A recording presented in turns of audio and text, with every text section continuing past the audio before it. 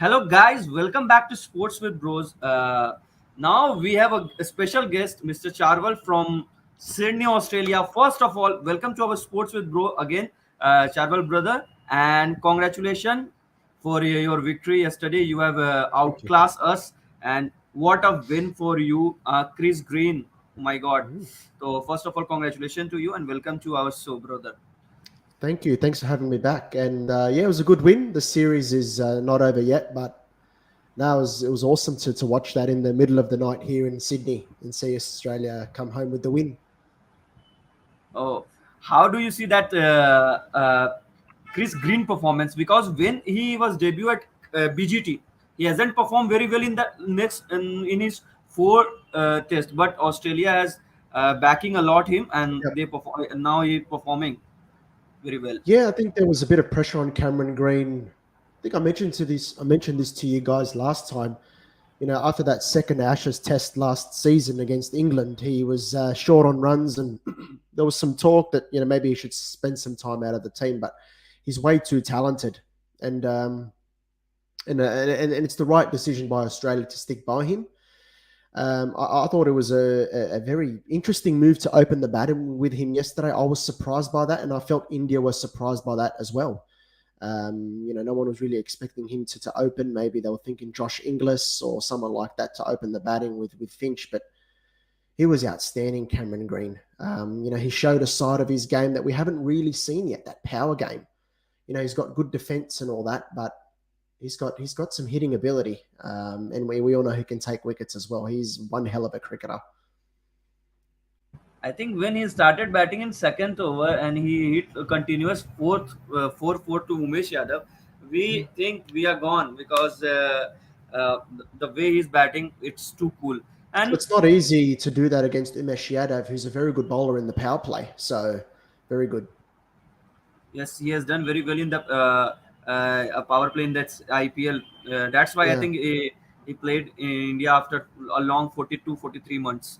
Okay, Charwal, I will talk about India batting, then Australia bowling, and I think many experts are saying that the Mohali pitch is similar like Australian condition. Yeah. Are you agree? Are you agree on that? Yeah, there was some pace and there's a bit of bounce in the surf. That's why I thought India's, I know we'll probably talk about this later, but India's approach at the death really surprised me with the ball. They didn't bowl to the conditions I felt. But talking about India's batting, I think that's a big positive for you guys. I think this year, batting first, India have been better. I think that the average score this year compared to last year is probably at least 20 or 30 runs better when you're batting first this year compared to last year. It's just defending those totals that's a problem at the moment for India. Um, for Australia, the bowling, I was very impressed with Nathan Ellis. I was very happy to see him get a game. I remember I was talking to you guys last time and said Nathan Ellis is an important bowler for Australia going forward. He's an important backup. Mitchell Stark's not available. Nathan Ellis slotted in, and I thought he bowled very well. Overall, it's going to be hard against some very good batsmen to keep them quiet, but there's some positives there for the bowlers that we can build on. So I, Exactly, Kapil. so You can my, my also ask. question is, what is your view on Cameron Green yesterday approach? We seems like Cameron Green is better on number three, number four, but he will Cameron Green will is open with Aaron Finch and super performed by with Aaron Finch and 70 Yeah. runs from 31. What is about Cameron Green approach? And my second question is, should be Cameron Green in T20 World Cup score? Um, yeah, like as I said, it surprised me and it surprised a lot of people that we picked him to open. Um, but he played outstandingly well, and it just showed he's got another aspect to his game that we haven't seen a lot of yet in white ball cricket. He's been good so far in red ball, and that's the same in Australian domestic cricket. He hasn't really lit up T20 cricket, but yesterday was a breakthrough game for him. He's got some real power, and I think he should be in the World Cup mix, no doubt about it. I don't know if Australia have named their squad and he's not there. So that's an issue. I think Australia missed a trick there, but when you consider that Marcus Stoinis was important for Australia in last year's World Cup, I can understand why they went with Stoinis for this World Cup. Cameron Green is still new to the format, but yeah, it would have been nice to see him in the World Cup squad, no doubt about it. First of all, Charwal, you have many World Cup. If you lose now, there is no problem. The Green can perform in 2024 also. I like that. But we Australians, we want to win every tournament there is. Like when it comes to World Cups, it's the one that's next that matters. So Well, I think last time when you come to our show in last year, one of our members Santanu said you are losing series and you will win this you will win that World Cup, and that same happened. Hopefully, yes, it could happen with also us also. I think we yeah. should Who knows? wait. Who knows? But the um, green when will he come under the Bumrah now? That was the real X factor. Of course, What will he perform or not? Okay. of course, and then that's a question. That's a question for any batsman, really. We're coming against Jasprit Bumrah, not just Cameron Green. Bumrah is a world-class bowler, and India need him desperately. And I think India's reliance on Bumrah at the moment is a bit worrying. Exactly. One question from comments expert winning 11 has asked from you. This is stadium bowling attack looking lethal without Stark. So, what do you think? Australia without him or not? With Uh, Stark they'll, or not? they'll pick Stark for when he's fit in the World Cup. There's no question about that. For his ability to swing the ball up front and then the Yorkers at the death. You can't go without Stark. I think at this point in time, they'll go with him. Exactly. Okay, what is the problem with India, Charwal? What happened with India since last month? We are not able to Yeah, defend that total. We are defended 130, 140 on that dangerous pick. But what happened to our bowler? You can explain? it's been a similar theme since the Asia Cup, where you're in the game up until the death overs, but then you're really letting it slip. The 19th over seems to be a very big problem with Neshwa Kumar, and the death overs is not delivering. Because India, they've been in winning positions these last few weeks after putting some good scores on the board batting first, but the inability to defend. And it's happened even in Test cricket where India just not able to defend successfully. I don't know what it is. It's a mental thing, perhaps, because I think you've got bowlers there that have proven it before that they can do the job. Maybe it's a mental thing at the moment where you have a bad day and it seems to be affecting your performance in the next game, because it's a very similar theme. The death bowling yesterday was atrocious. I'm going to say that. There was no plan B. I felt there was only one approach where we're going to try bowl it slow into the wicket, but it was very easy for Matthew Wade to just wait on it and just say, I hit it over square leg, hit it over fine leg, hit it in front of mid-wicket. He could have hit it anywhere he wanted to. It was too easy. He bowled in Matthew Wade's strength position, where the ball was barely getting up to his chest height. If you wanted to go short, this is what I was saying during the night.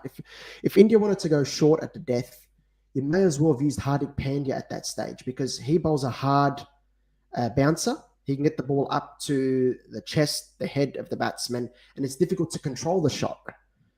But if you wanted to go short with Harshal Patel and Bhuvneshwar Kumar, it's easy picking. So I thought India got their tactics wrong yesterday, and there was no plan B. And I tweeted yesterday that Arshdeep Singh is going to be very important. I think he is such a good bowler in the death overs. I think he's got to be. They've got to find a spot for him in the best team going forward, because he's very good with these Yorkers. Exactly. I will come to Ranji and Saurabh. But will Harshal Patel will be threat to opposition? Because in his entire career, I have seen start of his bowling in his entire career. Bumrah has conceded only 28 six, but Harshal in 2022 alone conceded a 28 6. Unbelievable! So how Wow. do you see Harshal in Australia? Will he Yeah, the third bowler? yeah. I had a writer write an article for the blog around who should be the third seamer, and the big question for me and for some fans as well is Harshal Patel's been very good in the IPL on the slower pitches. So you look at Chepauk, those sort of pitches where his slower ball is very good. But when you go on quicker wickets, you're going to need a plan B and a plan C. And I worry about Harshal's ability in that sense, whether you can trust him in Australia to deliver for you. I would rather prefer Arshdeep, who's got a simpler game plan, bowls a very good Yorker, and can hit the pitch hard in Australian conditions as well.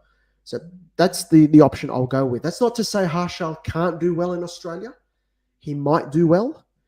But if I'm looking at an odds game and if I'm looking at it, logically, I'm thinking, okay, I'm comparing the two bowlers here. Who would I go for? Arshdeep Singh has got the left arm angle as well. He's got that variation about him. I think I prefer him in Australian conditions. Harshal Patel has produced good in certain conditions, but if you're going to put him on a hard pitch, it's going to be a risk, in my opinion. Ranjay and Saurabh, you can also ask a question from Chabal. Okay. Like, yeah, Chabal,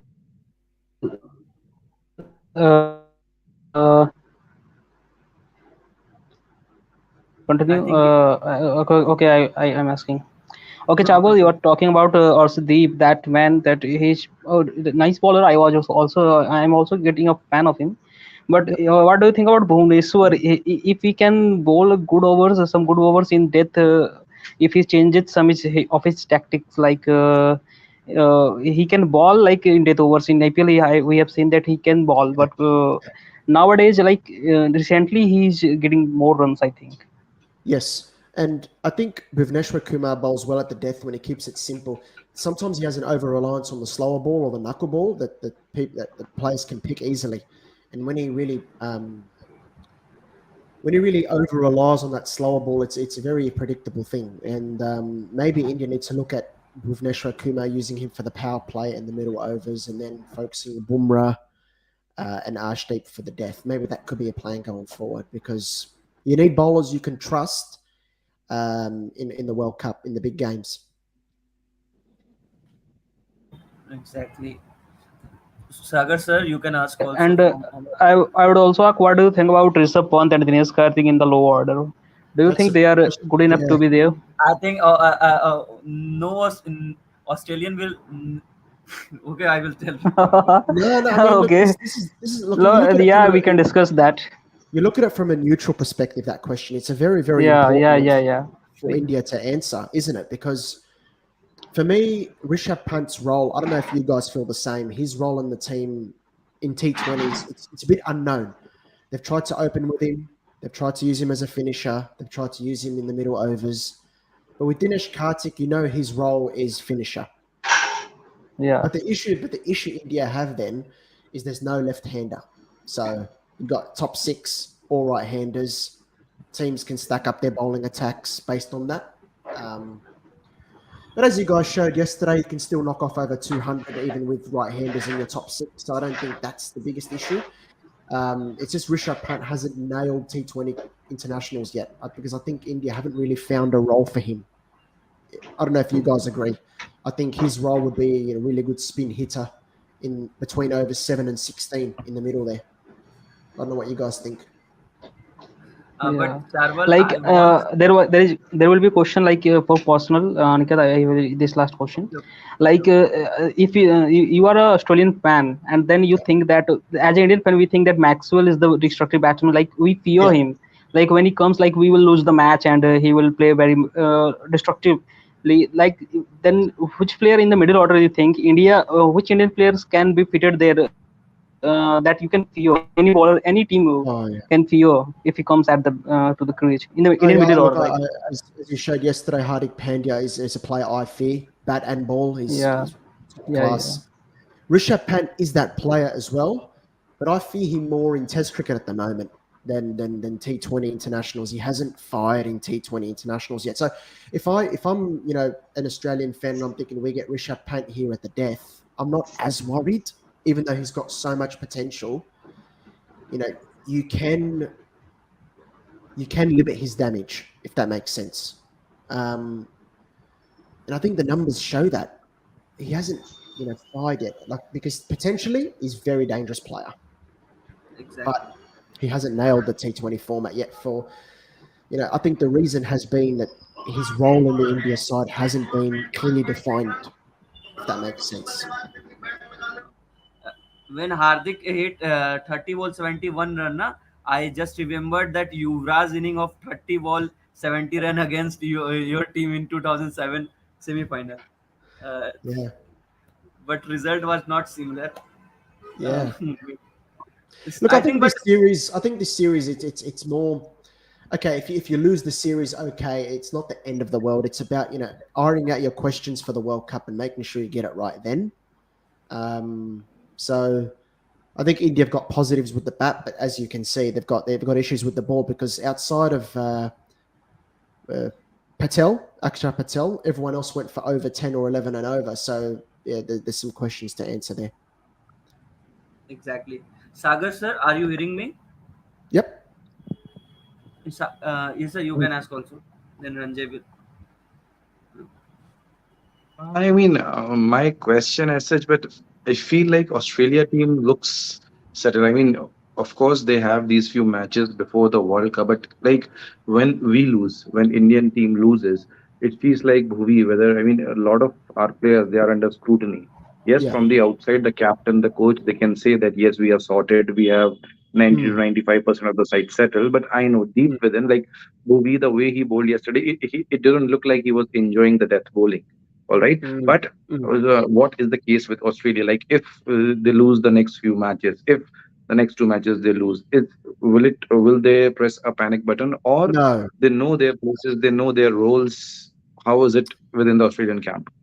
no, we wouldn't panic because last year, if you remember, we went to the West Indies and Bangladesh and lost 8 out of 10 T20s.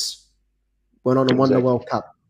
So, like Australia in a World Cup is always a different kettle of fish. It was similar 2019 where we had the sandpaper gate in 2018.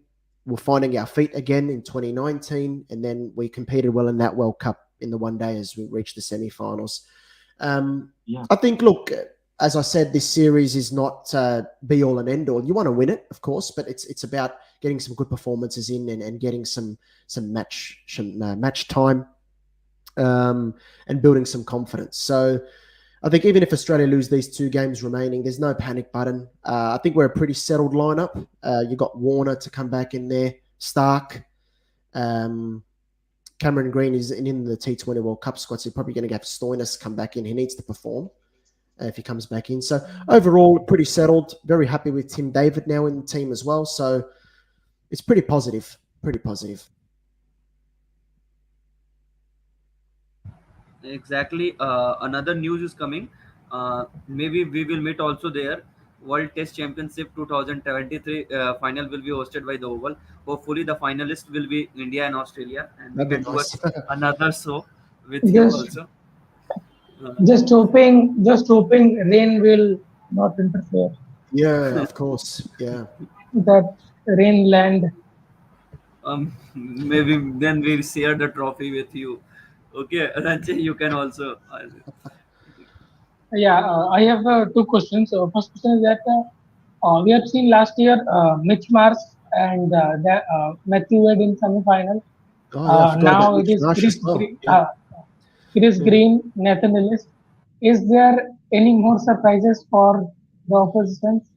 Or it's all in? Yeah, I don't think fans around the world have seen the best of Josh Inglis yet. I think he's a great talent. Um, you've also got someone in Riley Meredith who's a pace bowler who's got a lot of ability as well. So I think those two players, particularly Josh Inglis, I think he's one that could surprise people going forward. He's got a lot of ability.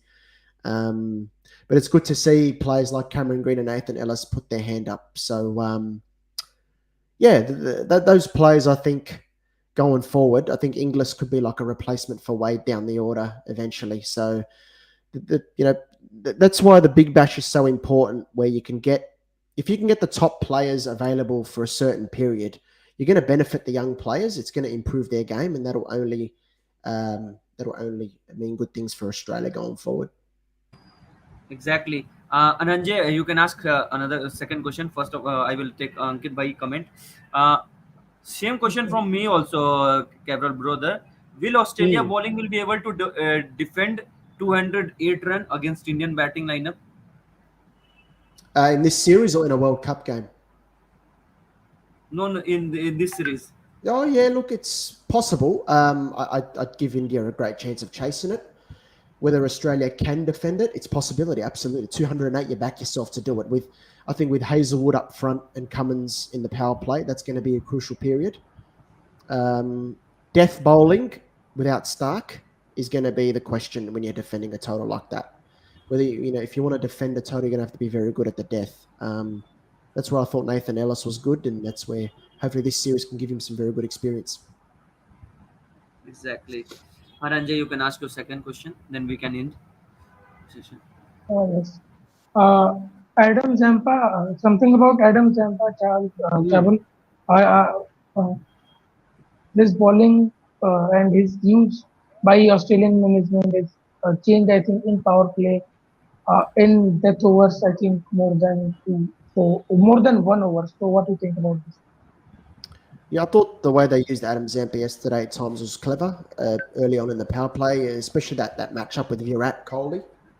Virat against spin is always doesn't always have the highest strike rate. So that goes back to my point as well before I made around how good Aaron Finch's captaincy is. I think Australia are going to miss him in one-day international cricket as a captain, and then eventually in T20 cricket as well, because he's a good captain, he's a good tactician. But I think the way we're using Adam Zampa, we're providing him with a lot of confidence. I think we're backing him, and it's showing in his bowling that he's the kind of bowler that can produce in any stage of the innings, because the team believes that he can do it, and he believes in himself as well.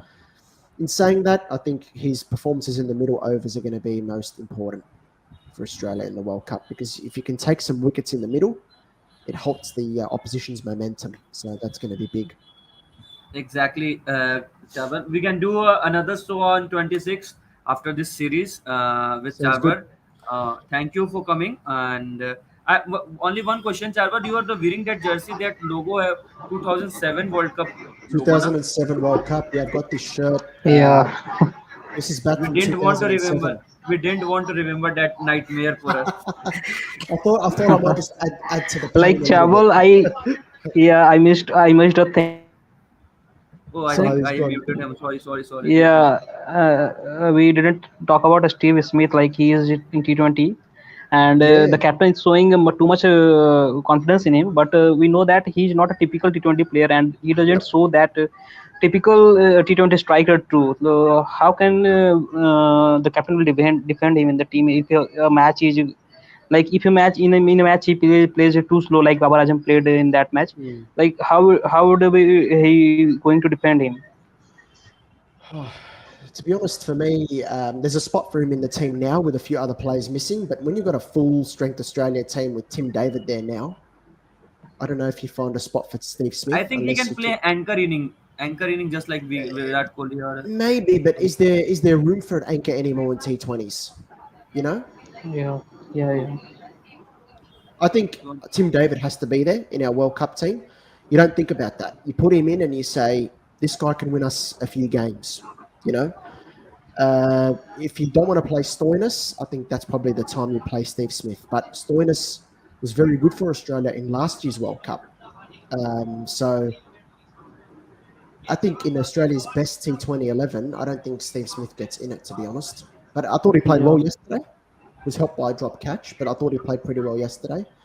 And he's going to have to play very well before the World Cup if he wants to stay in the team. Smith not doing the anchor roles as well. In last year, World Cup, 120 runs was also not chased by him. So we can end it. maybe this World Cup, because this World Cup is in home, maybe it can happen also. So thank you, Charwal, for coming to our show again. Thanks, guys. Thank you, Chabul. We will do again Thank you. within next week. Thanks, Chabul. Thanks, guys. Good night to you. Good night. Good night. Bye-bye. Bye. Bye everyone. जय हिंद, जय भारत. अबे अब हिंदी आ जाओ बे, अंग्रेज चले गए. अच्छा चलो, लाइव है भैया, लाइव है. अबे बंद कर.